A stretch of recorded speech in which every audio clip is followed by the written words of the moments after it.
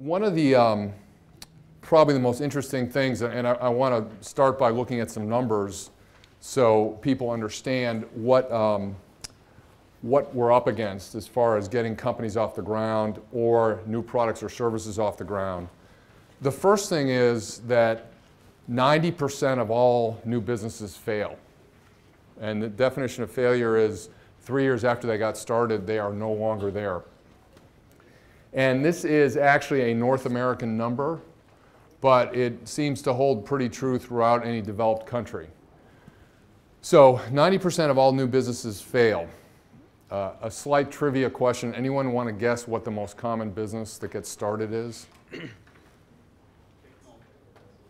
I heard a technology. Dairy. Dairy. It's actually a restaurant. Okay, two people got that one.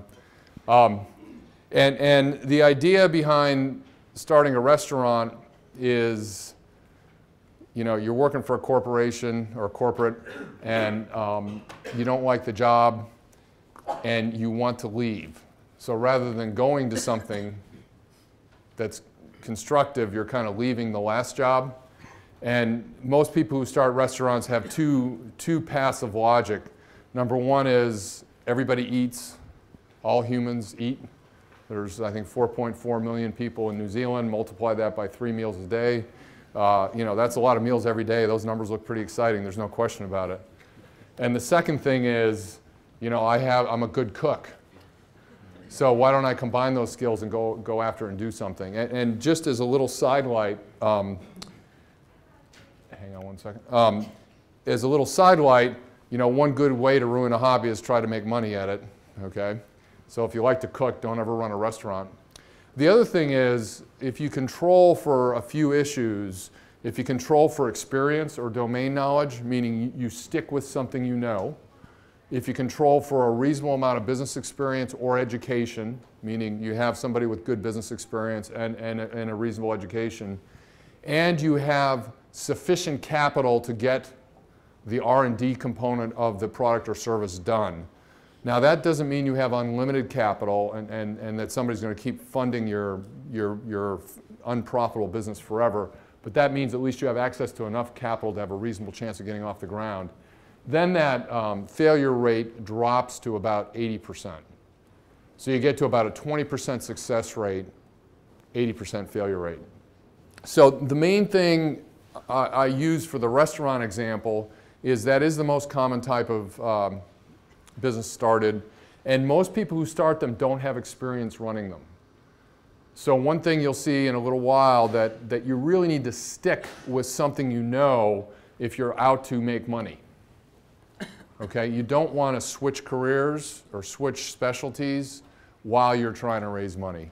You know, I like to sort of pick on Oprah Winfrey. She'll tell you to follow your fancy and follow your muse and do what you want to do. And my response is, do that on your own time, okay? Don't do that and try to raise money from anybody or try to do a startup. It's just going to make it too hard for you to succeed.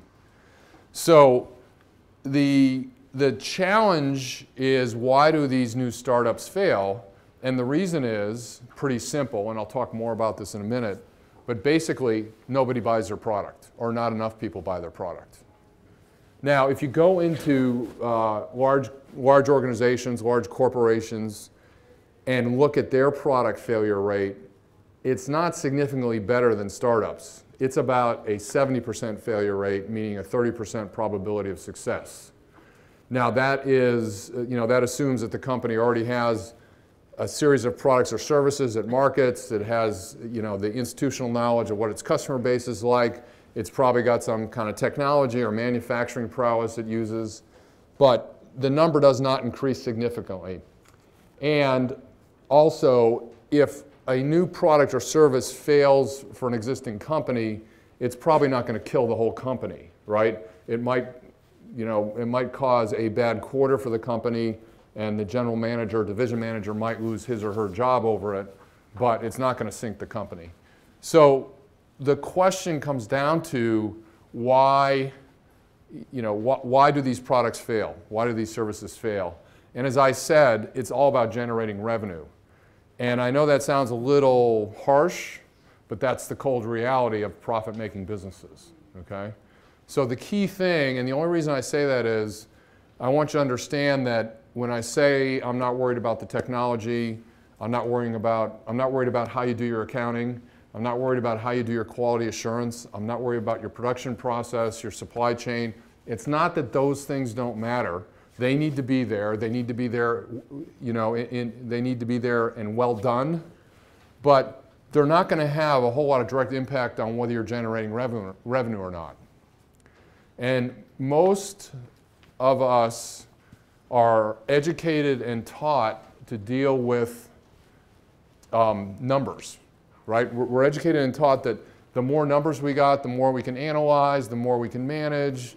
We look at the accounting data, we look at the financial statements, we look at the quality assurance data, we look at the number of units we shipped, we look at the return rate.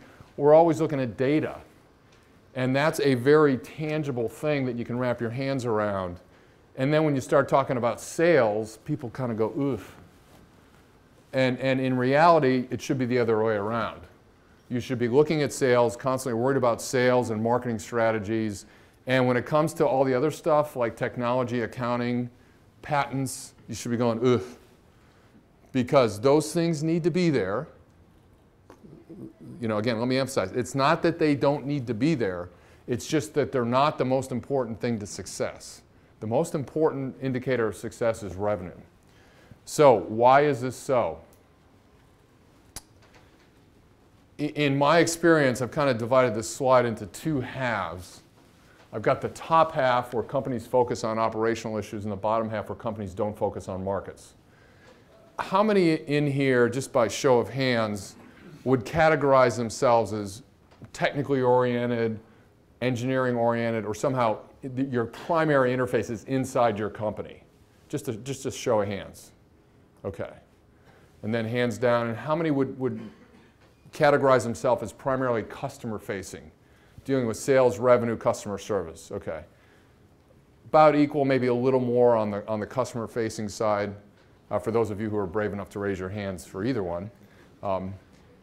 But what I find is inside companies, regardless of the industry they're in, there's usually a bit of a chasm or difference between the technical, internally facing group and the sales and marketing oriented, external facing group.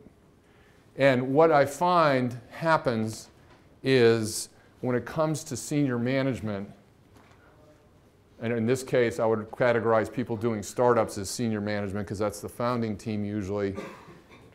We all, by human nature, gravitate towards the top half of this slide, towards the operational issues, right? We want to feel like we got something done on any given day. We want, you know, if we have a widget manufacturing facility, we want to be able to go down on the factory floor and there's 10 steps to the process and stand there and watch each step happen. And count how many units are coming off the end of the line and how many units are going into boxes that are being shipped to customers. You know, we want to look at the accounting data. We want to look at the financial statements. We always want to get our hands around hard data and analyze that data. Compare and contrast that with people who do sales and marketing. They're dealing in a less tangible world, okay?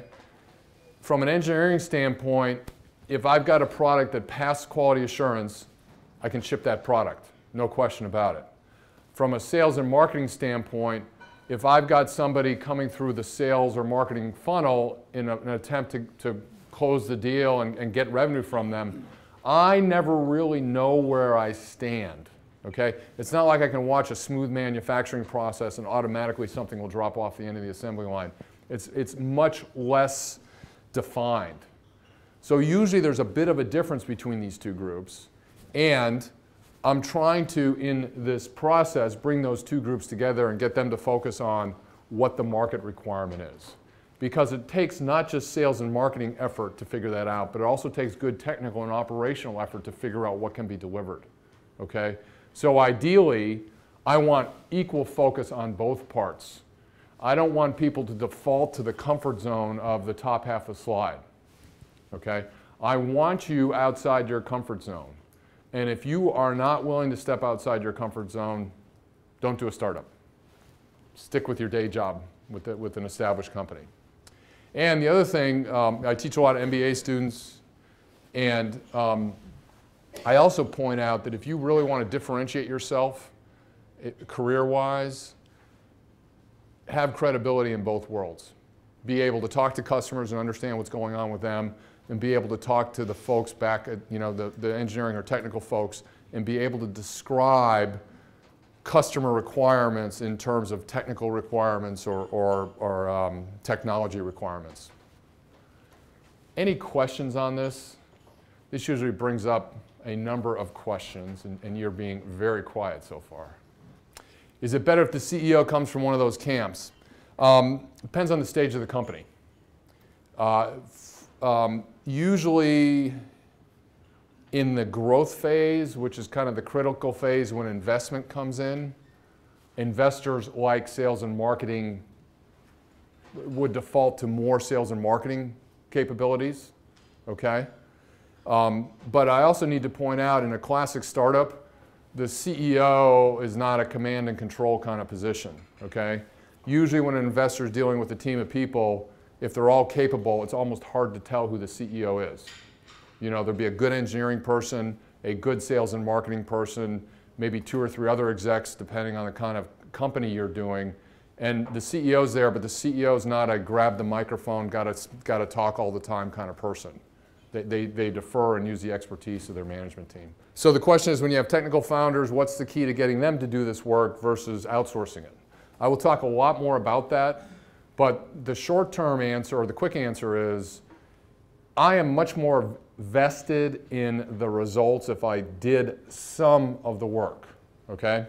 The other thing is, if your technical founders can talk to the investors about the calls they made to the customers and their understanding of the customer's requirements, the investors will be whipping out their checkbooks and throwing money at you, just because that differentiates that technical founding team. The other thing I would say to the technical founders is, you have an 80% likelihood of failure. With this process, I think the failure rate goes down to about 70%. That's a 50% improvement in your likelihood of success. And most technical people understand a 50% improvement is significant. So I would go back to the data in this case. And by the way, one of the things I'm also trying to do with this process is objectify the decisions, okay? It's no longer who's the technical guru in the room, or who's the founder in the room, or who's got the biggest title in the room, or who's got the loudest voice in the room that gets their way. Culturally, you begin to focus on what is the market telling us? What is the market problem we're fixing? Not what do I feel like developing today, or what did the last one customer tell us we should do and put in our product.